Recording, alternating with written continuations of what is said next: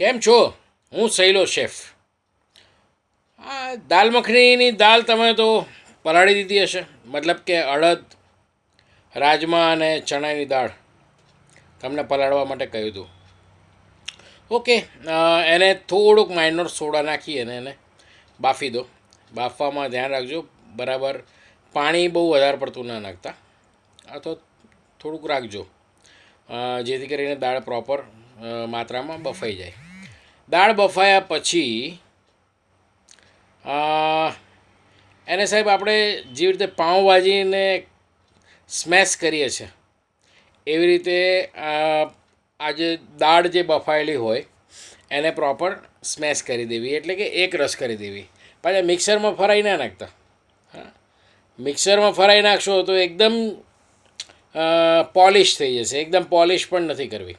હા, થોડાક little bit દાણા અંદર દેખાય, બરાબર, અને એક આમ પોલિશિંગ પણ મળે. એટલે ટેક્સચર પ્રોપર આવવું જોઈએ. આખું એક રસ, એક ગોલ, એક પલ્પ જેવું નથી કરવું આપણે. ઓકે, જ્યારે તમે એને સ્મેશ કરો છો ને ત્યારે થોડુંક આદુ અને લસણનું પેસ્ટ બનાવી અને એની અંદર એડ કરી દેજો.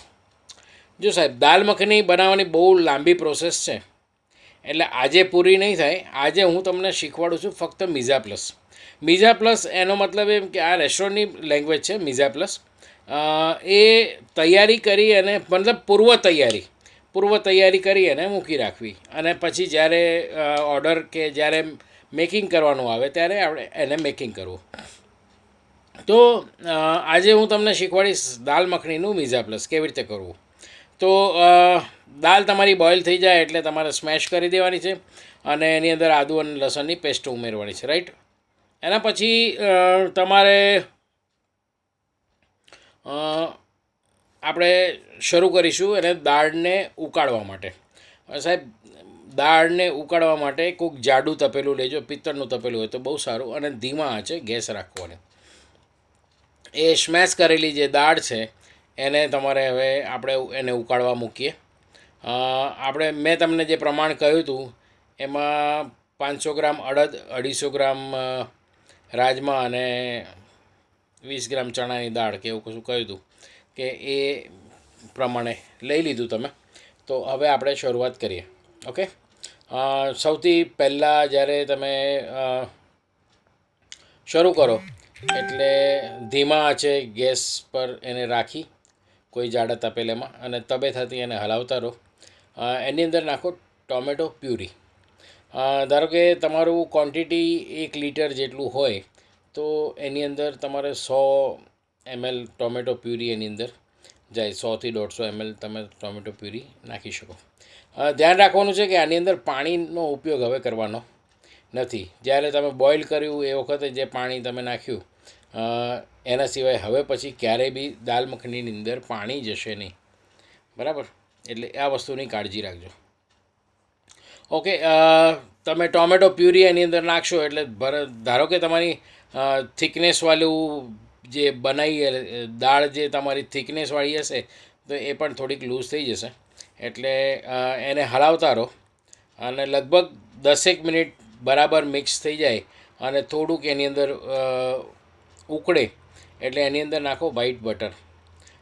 વ્હાઈટ બટર એની અંદર જશે લગભગ 200 ગ્રામ જેટલું.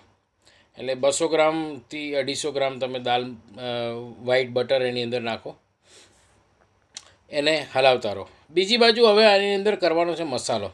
પણ મસાલો કેવી રીતે કરવાનો છે મેં અગાઉ પણ એક રેસીપીમાં તમને શીખવાડેલું, કે એક તપેલી અથવા તો એક બાઉલ અથવા તો એક વાડકો લઈ અને એની અંદર મસાલો તમારે ભેગો કરવાનો. મીઠું, હળદર, ધાણા પાવડર, કસૂરી મેથી, કિચન કિંગ મસાલો, ગરમ મસાલો અને દાલ મખણીનો તૈયાર મસાલો મળે છે એ પણ એની અંદર તમે નાખી શકો. એટલી વસ્તુ નાખી અને એને તમારે પાણીની અંદર પલાળી દેવાનો.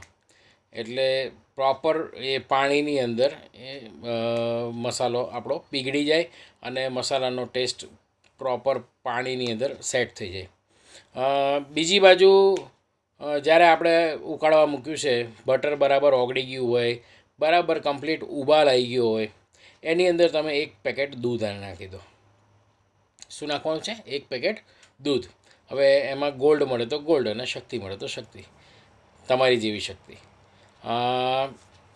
નાખો એની અંદર દૂધ, અને દૂધ નાખ્યા પછી પણ એને સતત ઉકાળવાનું ચાલુ રાખજો. એટલું યાદ રાખજો કે જ્યારે દાલ મખની તમે મીઝા પ્લસ તૈયાર કરવાની શરૂઆત કરી એટલે કમસે કમ તમારી પાસે 2 કલાક તો હોવા જોઈએ એને તૈયાર કરો. 1.5 થી 2 કલાક એને લાગશે બરાબર એને ઉબાલવા માટે. લગભગ બધી જ વસ્તુઓ એની અંદર નાખવામાં 15-20 મિનિટનો ગેપ અનિવાર્ય હોય છે. તો જ્યારે તમે દૂધ નાખી દીધું એના 20 મિનિટ પછી તમારે પેલો મસાલો નાખી દેવાનો છે, અને મસાલો એની અંદર મિક્સ થાય, હલાવતા જ રહેવાનું છે. ધ્યાન રાખજો જ્યારે દાલ મખની થવાના આરે આવશે, મતલબ લગભગ સમજો 1.5થી 2 કલાકનો મેં તમને સમય કહ્યો, પણ કલાક પછી દાલ મખનીની જે અંદરથી છાંટા ઉડવાના શરૂ થશે. એટલે સંભાળજો. અમે તો પ્રેક્ટિસ છે એટલે અમને વાંધો નથી, પણ તમે તમારા હાથને કવર કરીને રાખજો કે જેથી કરીને હાથ પર ફોડલા ના પડે. કોમળ ત્વચા હોય ને ભાઈ, એટલે તકલીફ. એનીવે, જસ્ટ આ તો જોક કરવાની ટેવ છે, ખોટું ના લગાડતા. એ તમારો મસાલો કમ્પ્લીટ થઈ જાય એના 20 મિનિટ પછી તમારે એની અંદર નાખવાનું છે વ્હાઈટ ક્રીમ. લગભગ 250 ગ્રામ 250 ml જેટલું વ્હાઈટ ક્રીમ નાખો. 300 ml નાખો તો 300 ml વ્હાઈટ ક્રીમ નાખી દો, ફ્રેશ ક્રીમ. એ નાખ્યા પછી એને પણ 20 મિનિટ થવા દેવાનું, અને 20 મિનિટ થાય એના પછી એની અંદર નાખવાનું છે તમારે ઘી. દેશી ગાયનું ઘી અતિ ઉત્તમ ગણાય, અને જો દેશી ગાયનું ઘી તમને બહાર માર્કેટમાં ના મળતું હોય તો અમૂલનું ગાયનું ઘી તમે એની અંદર વાપરી શકો છો. એનીવે, ઘી નાખ્યા પછી પણ તમે 20 મિનિટ સુધી તમારે એને ઉકાળવાની છે. હવે જ્યારે ઘી નાખ્યા પછી તમે એને ઉકાળશો એટલે એકદમ એનું જે ટેક્સચર છે એ આખું પ્રોપર બદલાઈ જશે, અને બદલાવાની સાથે સાથે અંદરથી રીંગો નીકળશે, અને રીંગમાંથી અંદરથી એર નીકળશે. એટલે સમજ લો કે તમે તમારી દાલ મખની જે છે એ પાકવાની તૈયારીમાં છે, રાઈટ. પણ એને હલવાનું એટલે ગોળ ગોળ ફરાવવાનું ભૂલશો નહીં. અંદર જો ચોંટી જશે તો સ્મોકી ટેસ્ટ આવશે. સ્મોકી ટેસ્ટ મજા નહીં આવે. સ્મોકી ટેસ્ટ જ્યારે આપણે એને ફ્રાય પેન પર લઈશું ને ત્યારે સ્મોકી ટેસ્ટ એની અંદર કેવી રીતે આપવો જોઈએ હું તમને શીખવાડીશ. એટલે આ થઈ ગયું તમારું મીઝા પ્લસ. આ કમ્પ્લીટ થઈ જાય પછી એને તમે કોઈ પવાલીમાં કે તમારા તપેલીમાં કે એમાં કશામાં કાઢી અને તમે એને પાણીમાં રાખીને ઠંડુ કરી દો. ઠંડુ કર્યા પછી એને ડીપ ફ્રીજમાં મૂકી દો.